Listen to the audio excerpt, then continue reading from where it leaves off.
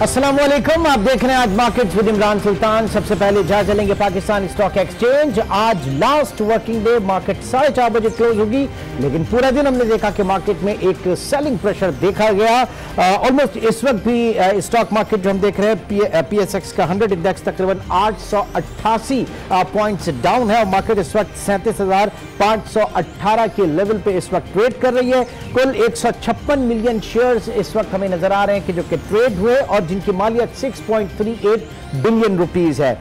Almost 309 companies इस वक्त active नजर आ रही हैं, जिसमें 47 companies positive, 253 companies declining side, एक हैवी डिक्लाइनिंग पैटर्न जो है वो आज देखा जा रहा है, जबकि 9 कंपनीज अनचेंज हैं। तो आज की मार्केट ज़ाहिर है कि इस पूरे हफ्ते हमने देखा कि मार्केट में रिकवरी कम रही, लेकिन एक जो सेलिंग प्रेशर है वो ज्यादा रहा। एक तो पॉलिटिकल और उसके बाद आईएमएफ के हवाले से जो एक अनसर्टेनिटी थी उसने काफी डैमेज किया आज की मार्केट को। मजीद मार्केट इसकी सूरत हाल भी जानेंगे, लेकिन उससे पहले हम चलेंगे आज की इंपॉर्टेंट बिजनेस स्टोरीज की तरफ।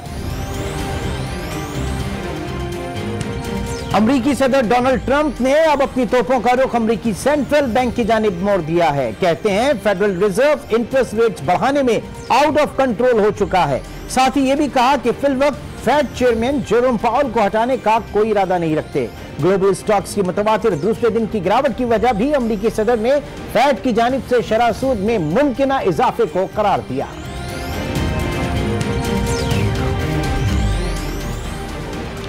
आईएमएफ कर्ज के लिए पाकिस्तान की दरखास्त पर अमेरिका ने तहफुजात का इजहार कर दिया। तर्जुमान अमरीकी महकमा खारजा का कहना है कि चीन के कर्जों की वजह से पाकिस्तान की मुश्किलात बढ़ी। आईएमएफ का वक्त आइंदा हफ्ते पाकिस्तान आएगा। आईएमएफ का कहना है कि हर जाविये से पाकिस्तान की दरखास्त का जायजा ले रहे हैं। दूसरी जानिब मुस्लिम लीग नून के रहनुमा एहसन इकबाल का कहना है कि पाकिस्तान के आईएमएफ के पास जाने की वजह सी पैक या चीनी कर्जे नहीं, बल्कि बैरूनी सरमायाकारी में सियासी बहरान की वजह से कमी और ना तजुर्बेकार हुकूमत है। एक हफ्ते के दौरान ज़र मुबादला के ज़खायर में 10 करोड़ डॉलर कमी वाक़ हुई। स्टेट बैंक के मुताबिक ज़खायर की मजमूई मालियत 14 अरब 85 करोड़ डॉलर रह गई, जिसमें मरकजी बैंक के पास 8 अरब 30 करोड़ डॉलर के ज़खायर हैं, जबकि कमर्शियल बैंकों के पास 6 अरब 54 करोड़ डॉलर का ज़र मुबादला बचा है।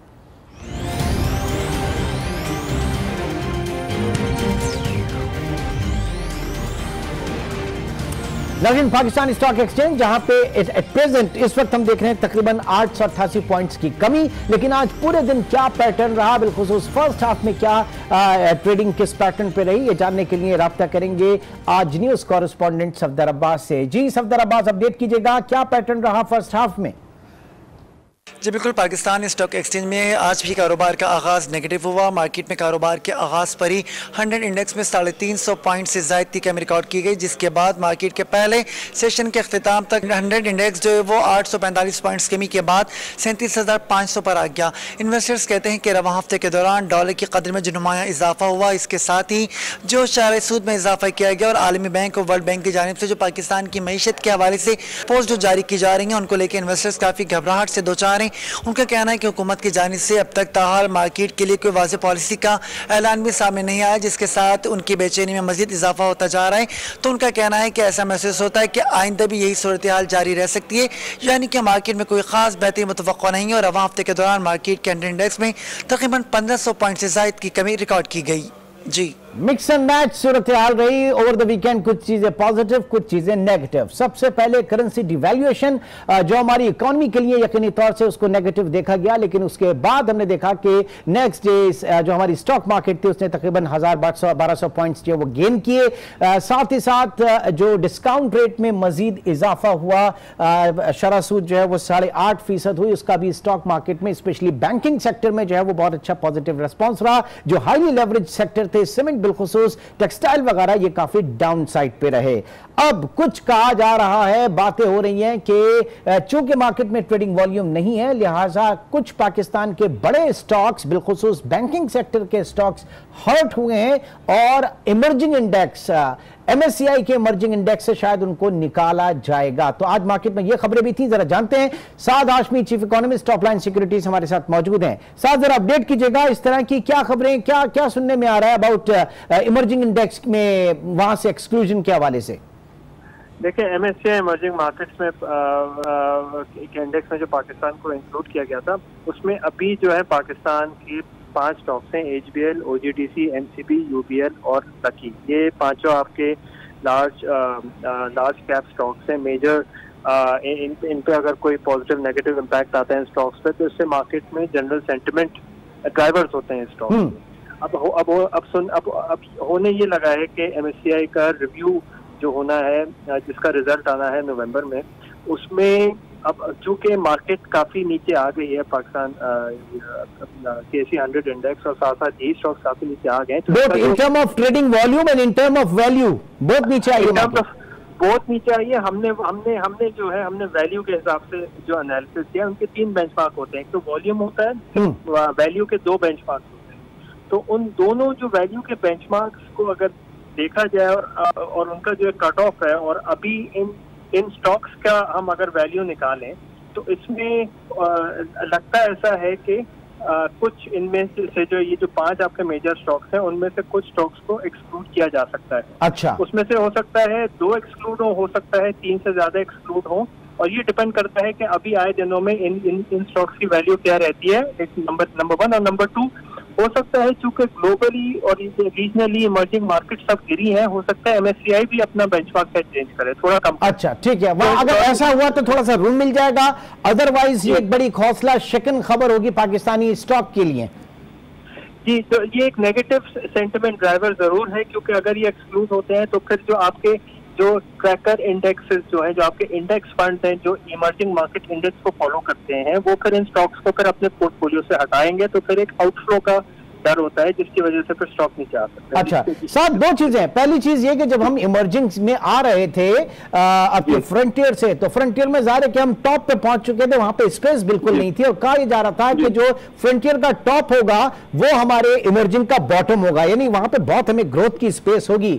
लेकिन अनफॉर्चुनेटली हुआ नहीं। मतलब 2 चीजें, एक तो पाकिस्तानी जो स्टॉक मार्केट है वो डीम्यूचुअलाइज हुई, आपके जो तीनों एक्सचेंजेस हैं वो मिलकर एक एक्सचेंज बना, वॉल्यूम कहा जा रहा था जाएंगे और आपके जो रिटेल बेस है वो बढ़ जाएगा, वो चीज नहीं हो सकी, नई लिस्टिंग नहीं आ सकी, नई कंपनीज जो है वो लिस्ट पे नहीं आ सकी, नए आईपीओस नहीं आए, ये कुछ भी नहीं हुआ, और जो लेने के देने उल्टे हमें MSCI में भी अब पढ़ने जा रहे हैं। नहीं, इसमें देखें, ये जो हुआ था, ये जून 2017 में जो हुआ था, उसके बाद से ये तो एक पॉजिटिव चीज थी मार्केट के लिए, लेकिन फिर उसके बाद जो पॉलिटिकल और इकोनॉमिक सिचुएशन जो वेन किया है जिसने मार्केट सेंटिमेंट को, और उसकी वजह से फिर ये जो बाकी चीजें हैं वो फिर आ नहीं पाई, क्योंकि आपका जो सबसे बड़ा ड्राइवर तो आपका मैक्रो आउटलुक होता है कंट्री का। सही। साहब हाशमी, आप हमारे साथ ही मौजूद हैं, हमें डॉक्टर अमजद वहीद साहब ने भी ज्वाइन किया, आप CEO हैं नाफा फंड्स के। बहुत साहब हमें ज्वाइन करने का। मार्केट में आज तकरीबन 1000 पॉइंट्स की कमी, इस वक्त 890 पॉइंट्स की कमी देखी जा रही है। एक प्रेशर मार्केट में बदस्तूर मौजूद है। कुछ खबरें हैं कि शायद कुछ बड़े टिकट्स जो हैं वो MSCI से एक्सक्लूड होने जा रहे हैं, क्या कहेंगे सर आप? जी, इसमें पॉसिबिलिटी है। ऑब्वियसली एक तो करेंसी भी डिवैल्यू हुई है और दूसरा स्टॉक मार्केट क्योंकि गिरी हुई है, तो कुछ शेयर एक्सक्लूड हो सकते हैं। मगर मेरा ख्याल है ऑल्दो मार्केट में जो आज थोड़ा पैनिक आया है, सेलिंग आई है, वो इसी वजह से आई है। मगर क्योंकि इमर्जिंग मार्केट से कोई खास पैसा तो पहले आया भी नहीं हमारे पास इनमें, जब से हम इसकी इमर्जिंग मार्केट में गए हैं, कोई तकरीबन साल 1.25 साल पहले कोई तब से कोई मेजर इन्वेस्टमेंट आई नहीं है। तो मेरा नहीं ख्याल कोई बहुत पैसा निकलेगा इसकी वजह से, मगर इस खबर की वजह से आज मार्केट सेंटिमेंट जो है वो काफी नेगेटिव रहा। डॉक्टर साहब आप हमारे साथ ही मौजूद हैं और वेलकम बैक। डॉक्टर साहब, डॉक्टर अमजद वहीद CEO नाफा इस वक्त हमारे साथ मौजूद हैं। डॉक्टर साहब, 2016 में आपकी डीम्यूचुअलाइजेशन हुई, इंटीग्रेशन हुई, कॉर्पोरेटाइजेशन हुई, तीनों एक्सचेंजेस मिलकर नेशनल एक्सचेंज एक बन गए। ख्वाब यही था कि वॉल्यूम्स बढ़ेंगे, नई लिस्टिंग आएगी और बहुत अच्छी हमारी मार्केट परफॉर्म करने लगेगी, लेकिन कोई चीज मटेरियलाइज होती हुई नजर नहीं आ रही। क्या बुनियादी वजह है सर? देखिए, कुछ तो अपने सिस्टम्स को बेहतर कर रहे हैं। आई थिंक हाँ, obviously we have a Canadian head, फिर एक चाइनीज भी है, वो they are trying to improve system. कुछ में टाइम लगता है कि मेरे ख्याल में इसका वॉल्यूम्स वगैरह का ताल्लुक इस चीज से नहीं है कि PSX का सिस्टम कैसे होंगे, ये आपकी इकोनॉमी से ताल्लुक है। जब थोड़ी सी इकोनॉमिक पे अच्छी खबरें आएंगी, कुछ IMF की तरफ हम चलते हैं, तो खुद ब खुद वॉल्यूम्स बढ़ जाती हैं। जब थोड़े लोग अनसर्टेन होते हैं इकोनॉमिक सिचुएशन में, वो फिर स्टॉक मार्केट से हट जाते हैं, वॉल्यूम्स गिर जाती हैं। तो इससे ज्यादा ताल्लुक हमारी जो भी इकोनॉमिक सिचुएशन है, पॉलिटिकल तो चले एक इलेक्शन होने के बाद थोड़ी नॉर्मलाइज हो गई है, मगर जो इकोनॉमिक सिचुएशन है ये उसका इम्पैक्ट आ रहा है। एक अनसर्टेनिटी अभी भी चल रही है, तो अब थोड़ा सा एक चीज क्लियर गवर्नमेंट ने कर दी है कि वो IMF के पास जा रहे हैं। मेरा ख्याल है ये अगले 6 वीक्स में, 1.5 महीने में जब ये IMF के साथ एग्रीमेंट हो जाएगा तो इन्वेस्टर कॉन्फिडेंस बेहतर हो जाएगा। ठीक है। अच्छा, व्हाट अबाउट फंड्स? इस वक्त फंड्स का क्या आलम है? वो कहाँ पे हैं? कुछ बताइए, अपडेट कीजिए हमें सर।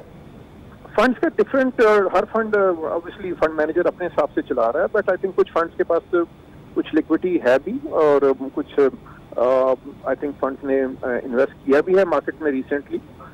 तो हर फंड अपना कर रहा होता है, कोई फंड बाय कर रहा है, कोई सेल कर रहा है, वो अपने अपने हिसाब से चल रहे होते हैं। तो कोई एक कॉमन कोई नहीं है कि भाई सब म्यूचुअल फंड्स क्या कर रहे हैं। इक्विटी फंड्स के हवाले से सर? इक्विटी फंड्स की ये बता रहा हूँ ना, आज हो सकता है कि हम खरीद रहे हो और आज हो सकता है मिजान या UBL बेच रहा हो, वो हर एक की अपनी अपनी स्ट्रेटजी है। अच्छा, ठीक है। कॉमन कोई नहीं आप कह सकते। ठीक। मतलब ज़ाहिर है कि इस वक्त जब बिलखुसूस IMF के हवाले से क्लैरिटी हो जाएगी तो एक पोजीशन, एक डायरेक्शन जो वो मिलेगी। Sir, what about discount rate? ज़ाहिर है कि वो उसके ऊपर बड़ी मार्केट आपकी मूव करती है, और अब IMF प्रोग्राम में हम अगर जाते हैं, और जाहिर है कि अब हम जा रहे हैं बिल्कुल, तो इस वक्त 8.5% पे बात 13-14% की जा रही है, तो आप समझते हैं कि एक हेल्दी साइन होगा आपके स्पेशली बैंकिंग सेक्टर्स के हवाले से? जी, डिस्काउंट रेट का एक्सपेक्टेशन तो है कि जून तक प्रॉब्ली 10% के करीब चला जाएगा, क्योंकि इन्फ्लेशन भी बढ़ेगी अभी करेंसी डिवैल्यूएशन से, और उससे बैंक्स के मार्जिन बेहतर होते हैं, सो बैंक्स बेनिफिट करेंगे, उससे उनकी प्रॉफिटेबिलिटी में बेहतरी आएगी। इसके अलावा but on the same time जो हाईली लेवरेज सेक्टर्स हैं, सीमेंट हुआ और दीगर, सीमेंट तो मेरे ख्याल है थोड़ा सा ओवरऑल सफर करेगा, क्योंकि करेंसी जब डिवैल्यू होती है उसका सीमेंट और ऑटो और स्टील ऐसे सेक्टर्स हैं जिसपे कुछ नेगेटिव इम्पैक्ट आता है उसका। मगर बहुत सी स्टॉक मार्केट 70-80% ऐसी है जो करेंसी डिवैल्यूएशन से गेन करती है, जिसमें ऑयल एंड गैस सेक्टर हो गया, पावर प्रोजेक्ट्स हो गए, बैंक्स गेन करते हैं क्योंकि इंटरेस्ट रेट बढ़ जाते हैं, और फिर इसके अलावा टेक्सटाइल हो गया। तो तकरीबन 70% जो कंपनीज हैं वो गेन करती हैं currency devaluation in the stock market. तो devaluation is not necessarily a bad news for the stock market. ठीक, क्या कहेंगे साद हाशमी, आप क्या कहेंगे जो आफ्टर शॉक्स है इस वक्त हमारे इन दोनों चीजों के, करेंसी डिवैल्यूएशन के और उसके बाद पॉलिसी रेट के, वो एडजस्टमेंट हो गई अब बजाय? जी, डॉक्टर साहब जो कह रहे हैं बिल्कुल ठीक वजह फरमा रहे हैं कि अभी अगर डिवैल्यूएशन मेरे हिसाब से थोड़ी और रहती है, और इंटरेस्ट रेट हाइक भी जो वो कह रहे हैं बिल्कुल ठीक है, कोई 10% के करीब तो लगता है हो जाएगा। और इससे यहाँ नहीं, आप कह रहे हैं कि पॉलिसी रेट 10% के करीब हो जाएगा, फर्दर डिवैल्यू कहाँ तक, रुपी डेप्रिसिएशन कहाँ तक देख रहे हैं, what time, by what time? ये आपका मेरे हिसाब से by June of next year ये 140 के आसपास तो रुपया मजीद जा सकता है अगर। बहुत शुक्रिया। प्रोग्राम में वक्त की वक्त आड़े आ रही है। बहुत शुक्रिया साद हाशमी और डॉक्टर अमजद वहीद। नाज़रीन, आज की मार्केट यहीं पे क्लोज होती है। तकरीबन इस वक्त हम देख रहे हैं कि 1966 पॉइंट्स हमारे जो है आ गए 30 इंडेक्स के, और 971 पॉइंट्स जो है KC 100 इंडेक्स के। देखना है कि अब आगे क्या अगला हफ्ता जो है वो कैसा साबित होता है। इंशाल्लाह आपसे ट्यूसडे मुलाकात होगी। टिल देन टेक केयर, अल्लाह हाफ़िज़।